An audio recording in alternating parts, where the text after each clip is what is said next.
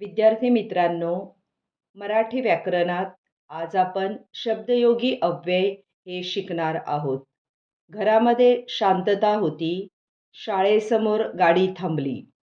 मध्ये, समोर यासारखे शब्द वाक्यात शब्दांना जोडून येतात व त्या शब्दांचा त्याच वाक्यातील दुसऱ्या एखाद्या शब्दाशी असलेला संबंध दाखवतात.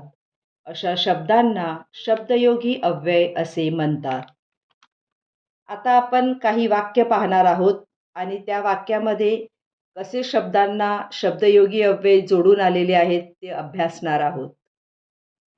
आज रस्त्यावर खूप गर्दी होती. या वाक्यात रस्त्यावर अव्यय वर आणि प्रकार आहे शब्दयोगी अव्यय.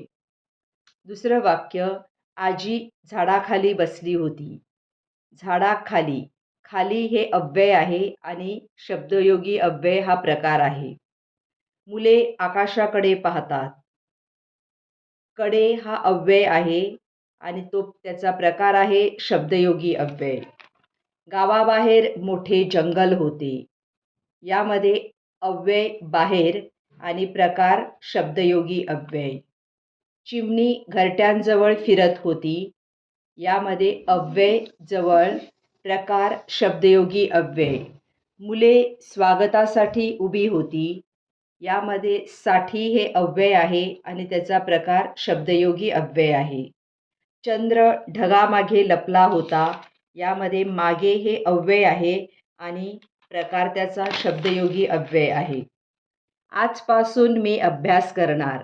यामध्ये पासून हे शब्दयोगी अव्यय आहे. आईने घरापुढे रांगोळी काढली. पुढे हे शब्दयोगी अव्यय आहे. त्यांनी लोकांकडून पैसे घेतले.